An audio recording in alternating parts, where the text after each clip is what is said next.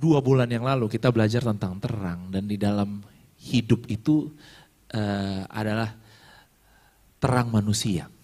Ya, dalam kehidupan yang kita lagi belajar ini, itu adalah terang manusia.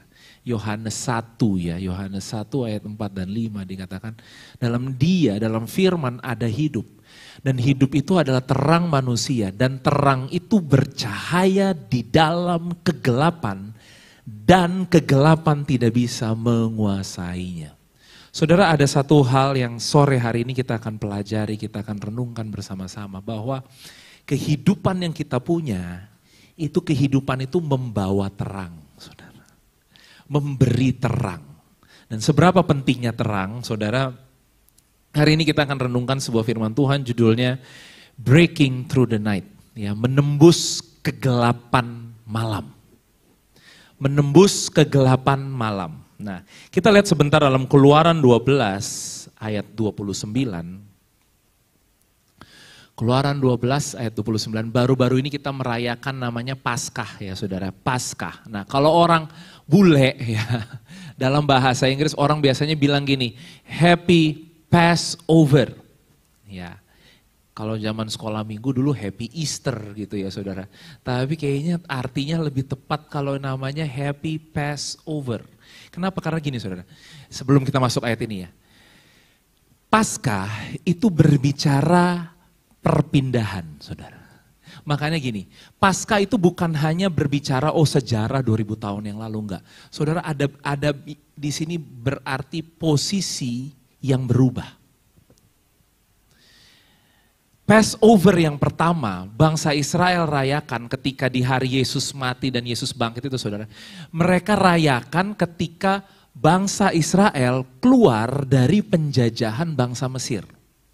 Nah, mereka keluar dari Mesir dan itu dikatakan mereka keluar di tulah yang ke-10. Karena tulah yang ke-10 itu Tuhan menghukum semua anak sulung laki-laki dari bangsa Mesir. Semua anak sulung mati. Malam itu, di tengah malam itu. Bangsa Israel sebelum tulah ini jalan, saudara, disuruh taruh tanda darah. Kita tahu tanda darah itu hari ini berbicara tentang darah Yesus. Tanda darah di pintu-pintu rumah mereka. Sehingga setiap kali saudara malaikat pencabut nyawa mungkin bahasanya gitu ya. Mau mengambil nyawa anak-anak sulung Mesir, mereka lihat tanda darah, mereka gak akan masuk di rumahnya orang Israel. Rumah orang Israel dilewati oleh malaikat maut, oleh kematian, sehingga tidak mengalami kematian. Apa yang terjadi di perjanjian lama, bangsa Israel dipindahkan dari perbudakan kepada kebebasan. Dari dijajah bangsa Mesir, mereka masuki, mulai berjalan ke tanah perjanjian mereka. Artinya gini, ada perpindahan, ada pergeseran. Passover buat kita hari ini juga sama, ubah posisi saudara. Orang yang tadinya hidup dalam dosa, hari ini kita hidup sebagai orang yang dibenarkan Tuhan. Hidup dalam gelap, sekarang kita dipindahkan kepada hidup dalam terang. Hidup dalam dosa, sekarang kita dipindahkan hidup dalam kebenaran. Hidup harusnya di bawah kutuk, di bawah hukuman, tapi hari ini kita hidup di bawah berkat-berkat Tuhan. Jadi ternyata ini bukan ceritanya Tuhan Yesus saja 2000 tahun yang lalu. Saudara, ini ceritanya saudara dan saya hari ini. Kalau orang dunia bilang gini, Pak, posisi menentukan prestasi. Benar ya saudara ya? Posisi menentukan prestasi. Saudara, bagaimana kalau hari ini posisi saudara di hadapan Tuhan itu sudah benar? Posisimu hari ini di tempat yang seharusnya. Ya, mungkin bahasanya agak duniawi dikit, tapi saya bilang ini pasti saudara akan sangat berprestasi. Amin. Wah, yang amin cuma Pastor Vincent nih. Saudara mau berprestasi? Amin.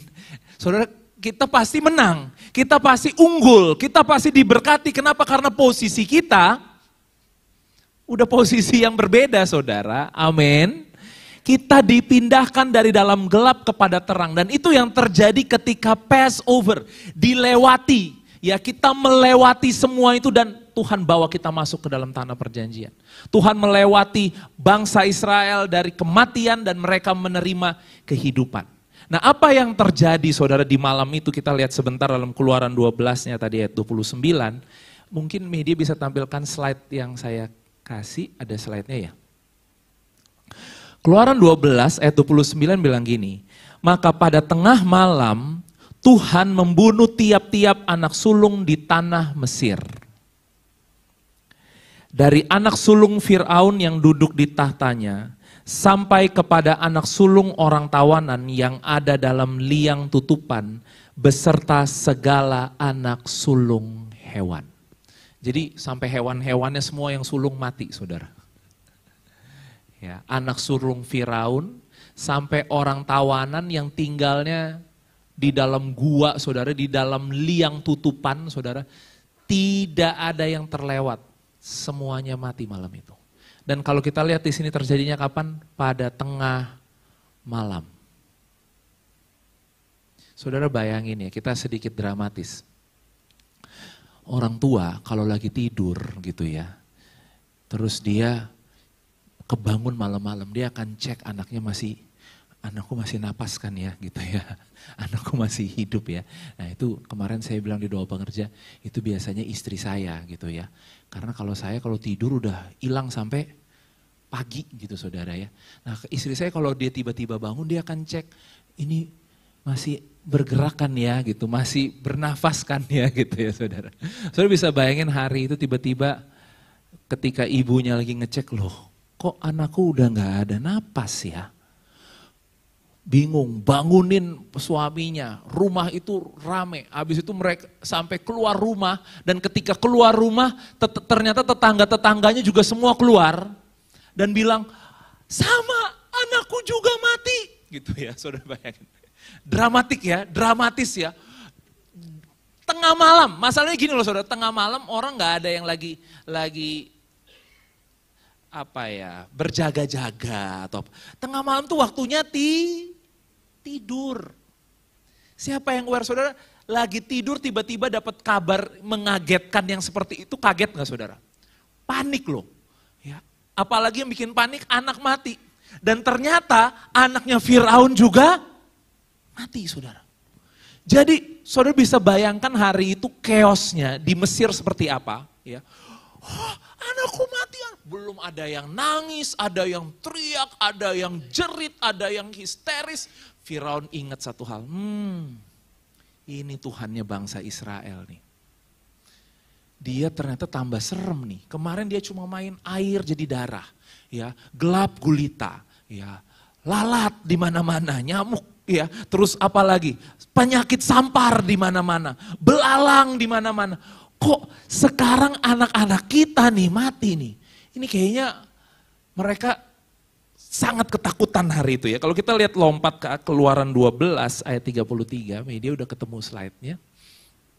Nah, Keluaran 12 ayat 33, nah ini. Orang Mesir juga mendesak dengan keras kepada bangsa itu, menyuruh bangsa itu pergi dengan segera dari negeri itu, sebab kata mereka nanti kami mati semuanya. Saudara lihat, orang Mesir mendesak siapa? Orang Israel. Karena mereka tahu nih kematian ini gara-gara orang Israel. Akhirnya di tengah malam, ini tengah malam ya scene-nya ya saudara. Tengah malam udah nangis, udah teriak-teriak, udah histeris semua. Mereka tahu ini penyebabnya semua bangsa Israel. Akhirnya mereka mendesak dengan keras bangsa itu. Menyuruh bangsa itu sekarang juga pergi. Dengan segera dari negeri itu. Sebab kata mereka nanti kami mati semuanya. Saudara, yang chaos bukan cuma bangsa Mesir. Kenapa saya bilang gitu? Karena bangsa Israel ini lagi tidur juga berarti kan? Benar gak saudara?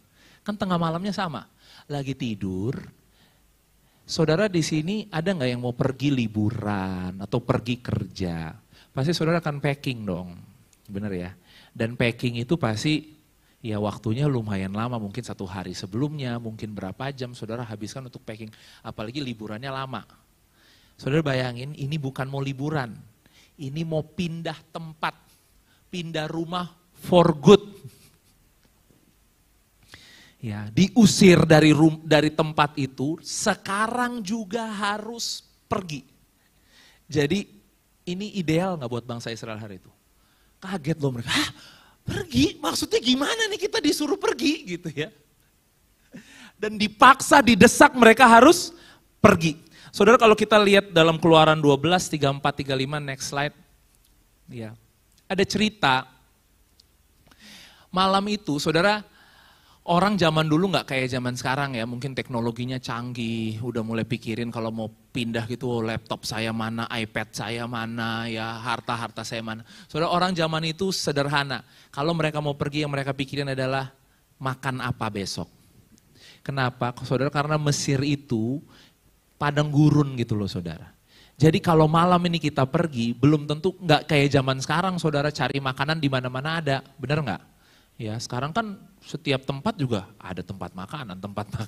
Zaman dulu nggak ada kayak gitu. Jadi yang mereka bawa hari itu adalah roti. Dan ternyata adonan roti mereka belum diragi. Tempat adonan masih terbungkus dalam kainnya di atas bahunya. Nah artinya gini loh saudara. Rotinya aja belum jadi karena belum diragi. Mereka harus bawa dengan terburu-buru, dengan tiba-tiba. Makanya Paskah di zaman perjanjian baru dirayakan dengan makan roti tidak beragi.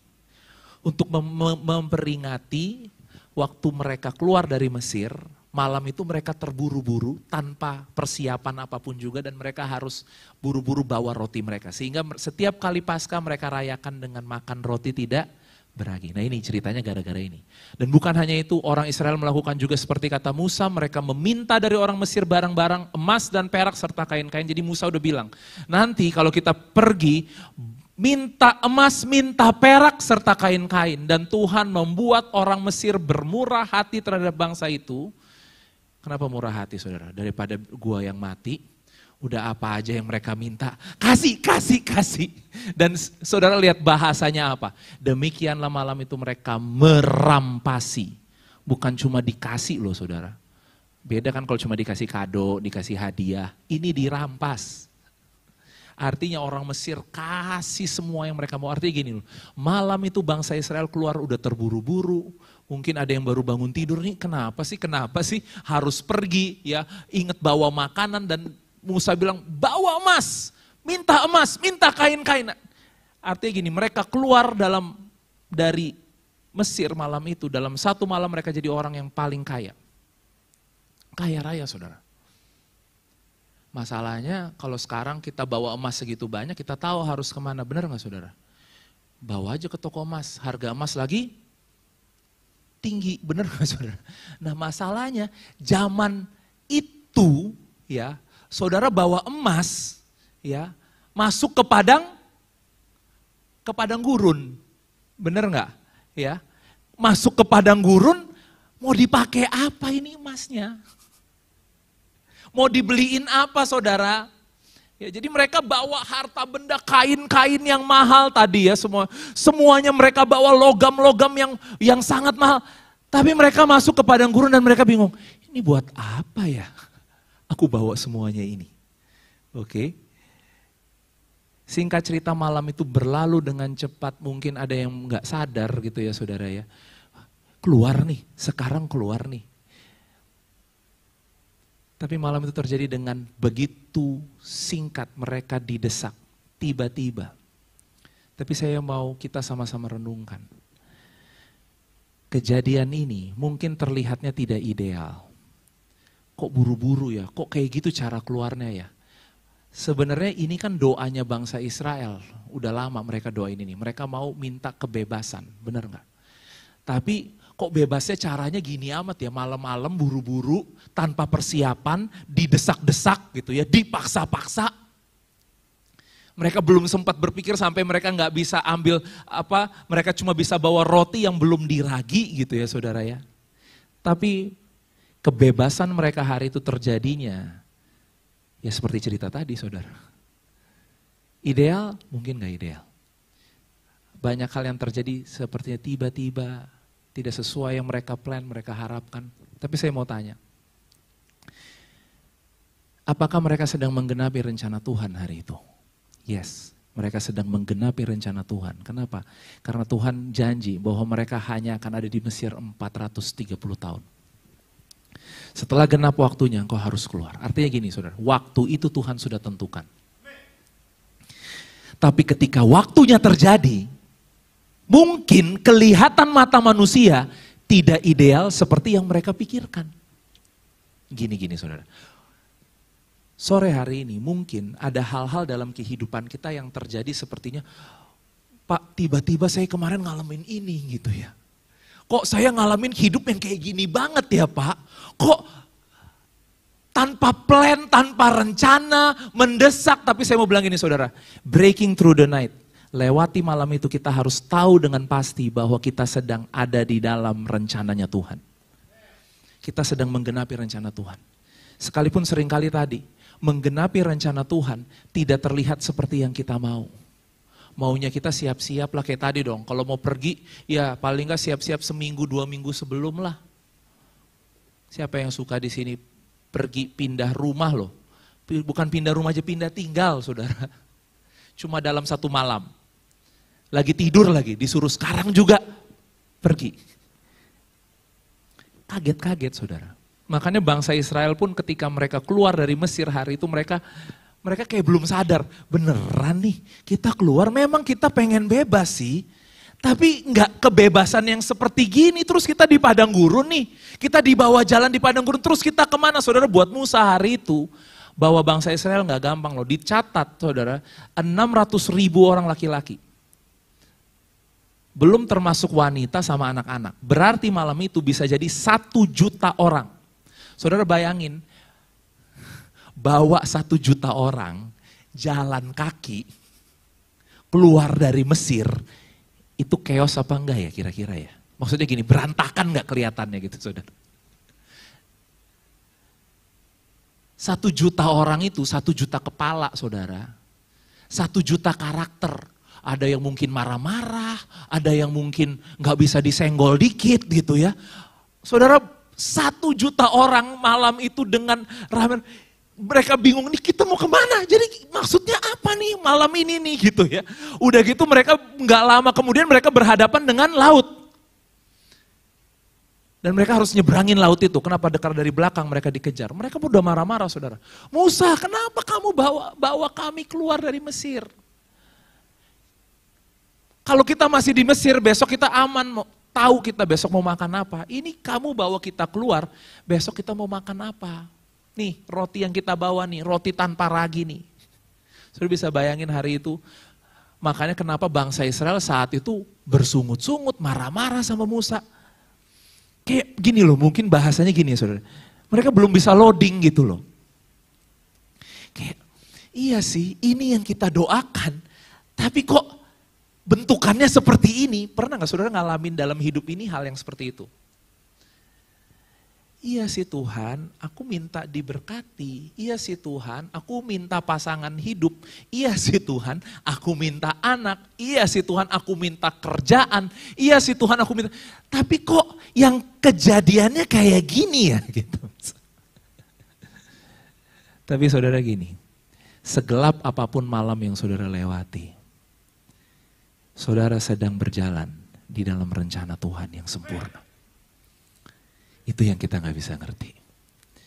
Itu yang seringkali pikiran ini berusaha untuk paham. Gak ada yang suka saudara kayak tadi. Ya, kita lihat lompat ke cerita di dalam perjanjian baru. Passover tadi, Passover perjanjian lama.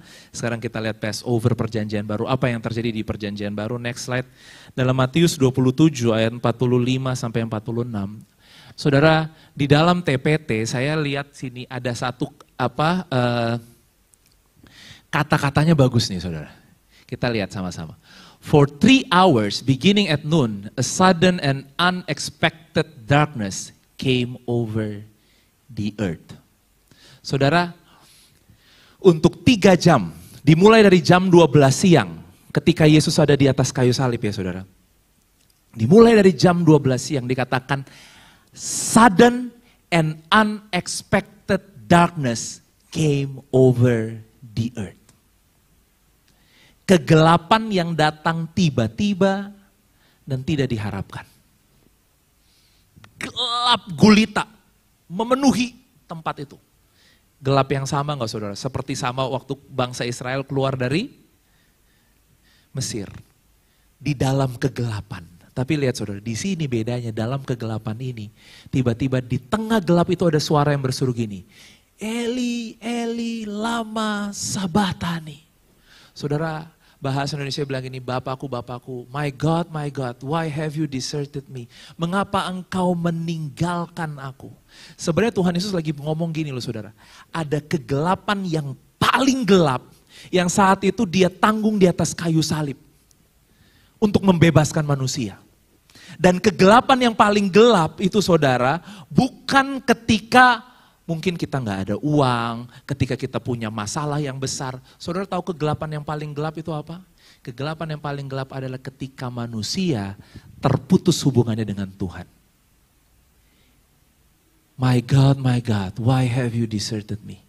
Saudara, kalau kita lihat next slide, dalam Roma 3 ayat 23 dikatakan semua manusia berdosa dan kehilangan kemuliaan Allah. For all have sinned and fall short of the glory of God. Semua manusia hari itu kehilangan kemuliaan Tuhan. Artinya semua manusia hidup dalam gelap. Jadi kegelapan yang terjadi di jam 12 siang hari itu sebenarnya sedang menggambarkan kegelapan yang dialami oleh manusia. Tapi di tengah kegelapan yang dialami manusia itu, manusia nggak punya hubungan dengan Tuhan. Kita udah belajar 2 bulan ini saudara. Ketika Adam salah makan buah gitu ya saudara. Terus dikatakan dia akan mati, yang mati bukan tubuhnya. Benar? Yang mati apa saudara? Rohnya. Rohnya nggak bisa lagi terhubung sama Tuhan. Ibaratnya hari ini saudara punya handphone. Di sini kita akan bawa charger kemana-mana, bawa power bank. Nggak mau handphonenya mati. Kenapa? Kalau handphone saudara mati, saudara gak bisa telepon orang, orang gak bisa telepon saudara. Bener gak? Gak bisa ngapa-ngapain. Mau semahal apapun, mau sebagus apapun handphonenya kalau mati, ya gak ada gunanya. Nah manusia tanpa Tuhan itu sebenarnya kayak gitu. Seperti handphone cuma ada device-nya doang. Tapi mati saudara. Gini, tidak bisa terhubung dengan Tuhan. Dan ternyata itu kegelapan yang paling gelap yang Tuhan serukan di atas kayu salib. Dia bilang kegelapan ini karena apa? Ini sebenarnya sesungguhnya keadaan manusia ketika Tuhan meninggalkan manusia. Dan hari ini dia ambil di atas, hari itu dia ambil di atas kayu salib. Kegelapan yang paling gelap itu untuk dia berseru di tengah kegelapan itu dan berkata, no more darkness.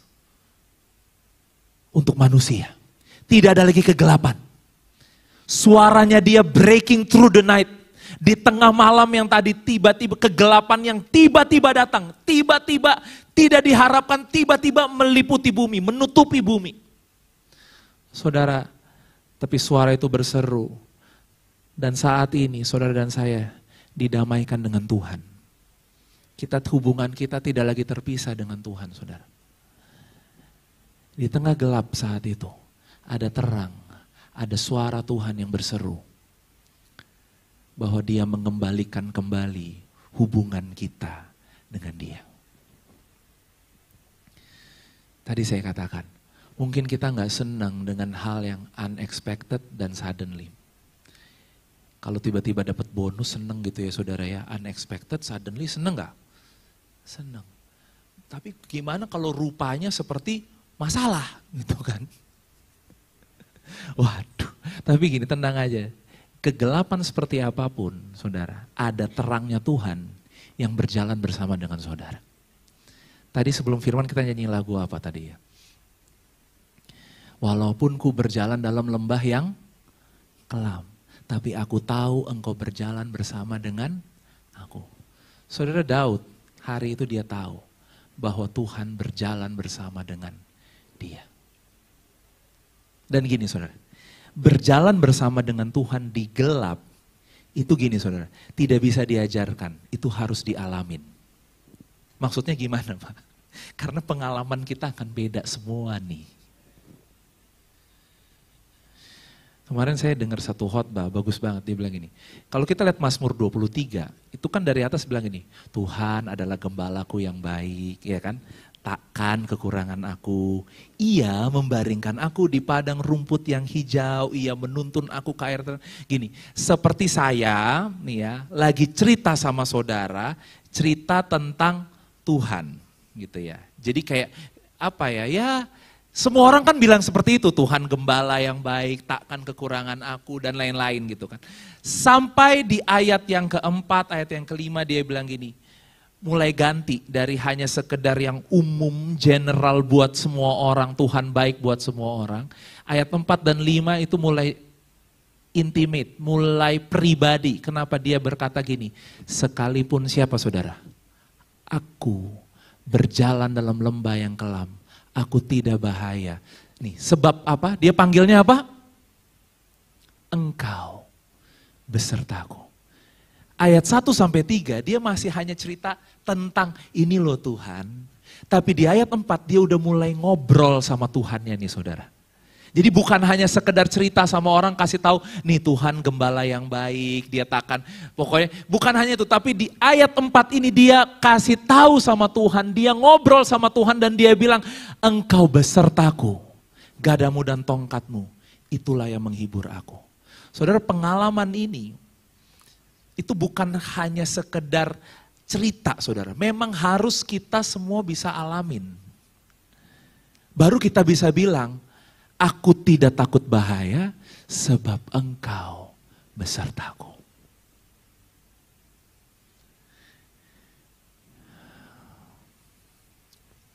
Mau gak Tuhan bawa kita masuk lebih dalam? Supaya kita bisa mengenal Tuhan. Bukan hanya Tuhan ketika semua baik-baik, semuanya dalam plan kita, dalam rencana kita. Bahkan di tengah kegelapan, di tengah hal yang unexpected, hal yang suddenly dalam kehidupan kita. Kita bisa bilang bahwa aku tidak takut bahaya sebab engkau besertaku. Ini kayak Daud lagi ngomong langsung sama Tuhannya nih. Bukan lagi ceritain Tuhan. Dia lagi ngomong sendiri sama Tuhan. Kenapa? Karena pengalaman ini akan membawa saudara dan saya mengalami Tuhan secara pribadi. Kegelapan kita mungkin berbeda-beda hari ini. Tapi percayalah saudara, ada terang yang akan bersinar di tengah semua kegelapan itu. Dan terang itu namanya adalah firman Tuhan. Ini yang kita lagi bahas ini, tentang kehidupannya Tuhan. Itu terang yang Tuhan kasih di dalam hidup kita semua di sini. Kita lihat slide yang terakhir, media bisa bantu kasih.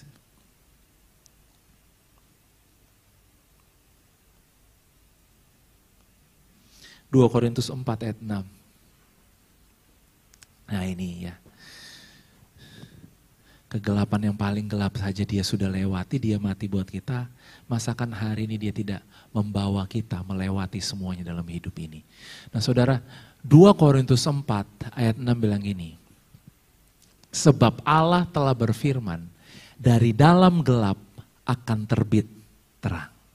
Ia juga yang membuat terangnya bercahaya di mana saudara? Di dalam hati kita. Jadi ternyata terang yang bercahaya itu bukan di luar ya saudara. Terang yang bercahayanya ada di mana sekarang? Ada di sini. Jadi makanya gini tadi waktu Daud bilang, sekalipun aku berjalan lewat lembah kelam, terangnya kan ada di dalam. Amin. Supaya kita beroleh terang dari pengetahuan tentang kemuliaan Allah yang nampak pada wajah Kristus. Saudara mau punya terang ini, terang yang ada dalam kita, yes itu sudah ada dalam kita. Dan ternyata terang ini ada bukan karena keadaan berubah, keadaan jadi lebih baik. Saudara gini, terang ini hanya kita miliki ketika kita mengenal Yesus. Ketika setiap hari nih ya, kita memandang wajah Kristus. Wow, ini gak bisa dijelasin saudara. Yang tadi saya bilang, ada damai sejahtera yang saudara gak bisa jelasin, hanya karena setiap hari saudara memandang wajahnya Yesus.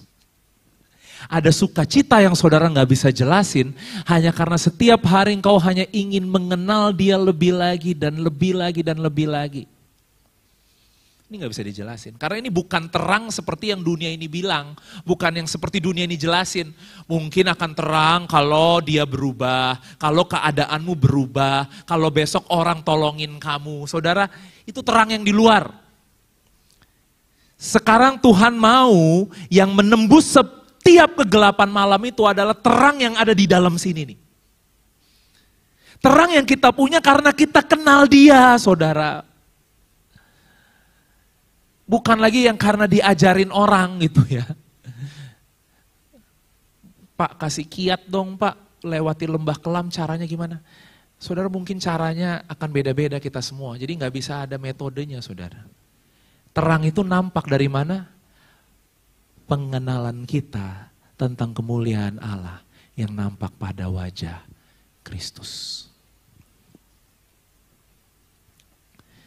Saya berdoa saudara, sore hari ini, kita semua di sini mungkin nggak senang dengan yang namanya tadi kegelapan tiba-tiba, ya keadaan yang mendesak, keadaan yang memaksa gitu ya, keadaan yang tidak sesuai dengan rencana kita, tidak ideal. Tapi gini loh saudara, Tuhan sedang memunculkan terangnya, Tuhan sedang terus menghidupkan terangnya hari ini di dalam kehidupan kita. Supaya gini, kita bisa lewati semuanya itu. You will break through the night. Breaking through the night. Tidak ada kegelapan yang paling gelap yang kita nggak bisa lewati. Kenapa tadi? Karena suara Eli Eli lama sabatani sebenarnya sedang berbicara kepada kita hari ini. Dia sudah ada buat kita dan dia akan melewati lembah yang kelam itu bersama-sama dengan kita. Amin. Tenang aja saudara. Lembah kelam itu bukan tujuan akhir kita. Jadi lembah kelam cuma akan lewat. Bilang sama kiri kanannya lewat aja.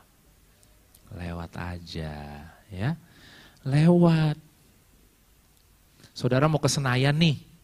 Lewat Blok M. Lewat, bener gak? Ya beda kalau saudara tiba-tiba nyampe Blok M menarik, saudara tinggal di Blok M gitu kan. Kayaknya pengen nginep nih di Blok M gitu 1 malam, 2 malam ya itu beda. Ya, itu pilihan kita. Tapi Tuhan rancangkan lembah kelam itu cuma buat dilewatin saudara tadi. Supaya terang itu bercahaya kita bisa kenal Tuhan. Amin. Jadi jangan mau bikin kemah di lembah kelam. Ih, lembah kelam enak ya. Kayaknya aku masih kecewa deh sama dia. Kayaknya aku masih khawatir deh. Gampang pendeta bilang gak khawatir. Gak bisa lah Pak Pendeta. Kalau khawatir tuh saya harus tinggal seminggu lah paling gak bikin kemah di tempat khawatir ini gitu. Ya, di tempat apa lagi saudara? Takut gitu ya. Masa takut cuma bentar dengar firman hilang? Janganlah. Ya, lama-lama dikit lah takut seminggu gitu. 2 minggu. Saudara ngapain kemah lama-lama di lembah kelam? Saudara nggak disuruh bikin kemah di situ, saudara disuruh lewatin lembah kelam. Amin. Kadang-kadang di lembah kelam itu nggak kelihatan apa-apa saudara. Makanya tadi gadamu dan tongkatmu itu yang menghibur aku. Karena dombanya udah nggak bisa lihat gembalanya ada di mana saudara. Dombanya cuma bisa dengar suaranya. Biasanya tuh katanya tongkat sama gada itu akan dipukulkan satu sama lainnya. Tak, tak, tak. Nah, domba cuma bisa dengar. Dan dia akan dengar gini, oh ini kayaknya belok kanan nih, oh aku mau belok kanan nih gitu ya. Nggak kelihatan apa-apa.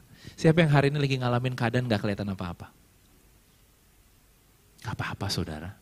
Yang penting saudara masih bisa dengar firman Tuhan sore hari ini. Amin. Itu kayak suara yang gini, tak, tak. Nanti malam dengerin lagi firman Tuhan. Besok dengerin lagi firman Tuhan.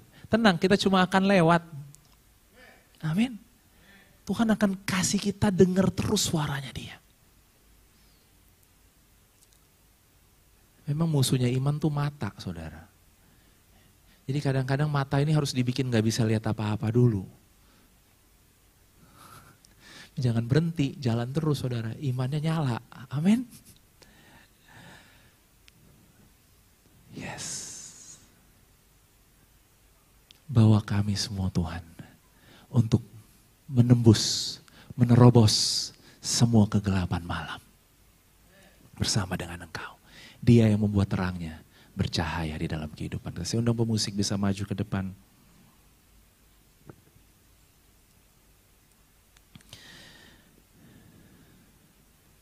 Menarik aja gitu saudara. Bebas dari perbudakan, sebenarnya itu adalah doanya orang Israel sekian lama. Kenapa saya bilang gitu? Karena gini, Musa itu dipanggil dan Tuhan bilang sama Musa gini, aku dengar doa mereka tiap hari bahwa mereka udah gak tahan dengan perbudakan itu. Musa, sekarang kamu pergi ke Mesir, bebaskan mereka. Artinya gini, itu doa mereka. Tapi gini, ketika jawaban doa itu datang, sesuai gak dengan yang mereka harapkan? Ketika jawaban doa itu datang, seperti yang mereka bayangkan gak? Seperti yang kelihatannya ideal gak? Ternyata enggak. Terjadinya didesak, buru-buru, di tengah malam, tanpa persiapan, tiba-tiba. Saudara, engkau ada hari ini. Sebenarnya adalah jawaban doamu di waktu-waktu yang lalu. Tapi seringkali pikiran kita ini terbatas untuk memahami jalannya Tuhan. Yes. Hari ini engkau sudah ada di tempat di mana doamu dijawab oleh Tuhan. Cuma mungkin kita harus doanya gini, Tuhan ajar aku supaya aku bisa ngerti ya Tuhan. Karena ngertiin itu gak gampang. Ngertiin keajaibanmu yang sedang berlaku dalam kehidupanku. Itu gak mudah. Sampai hari itu bangsa Israel gak bisa mengeluarkan Mesir dari pikiran mereka. Yang ada di pikiran mereka cuma Mesir. Tuhan perlu 40 tahun mengeluarkan Mesir dari pikiran mereka. Kenapa? Karena mereka masih terus lihat ke belakang kepada semua yang ideal, semua yang aman, semua yang di dalam kendali mereka. Saudara, padang gurun hari itu buat orang Israel tidak nyaman. Saudara. Kenapa? Karena tiap hari mereka nggak punya kepastian, nyimpen makanan aja langsung basi, busuk saudara. Jadi harus nunggu besok burung kirim makanan. Saudara bayangin gak hidupmu dipercayakan sama burung tuh kayak gimana ya saudara ya? Tunggu aja besok burungnya datang dan dia akan lepasin roti mana dan engkau akan makan. Itu hidup yang enak gak? Gak enak saudara. Besok pagi bangun ya ada berkat lagi. Cukup untuk hari itu. Besok bangun lagi ada mana lagi. Cukup untuk hari itu. Punya harta yang banyak tapi gak bisa dipakai buat ngapa-ngapain saudara. Hidup di padang gurun tidak seindah yang mereka bayangkan. Tapi gini saudara, bebas dari Mesir, itu adalah jawaban doa mereka. Dan itu adalah rencana Tuhan, membebaskan mereka dari Mesir. Amin. Kalau hari ini saudara keluar dari yang mungkin sepertinya nyamannya buat saudara. Aku udah nyaman pastor kemarin, nyaman, kayak gini nyaman. Saudara, kadang-kadang Tuhan akan bawa kita ke tempat yang gak nyaman. Hanya untuk mengenal Dia lebih lagi.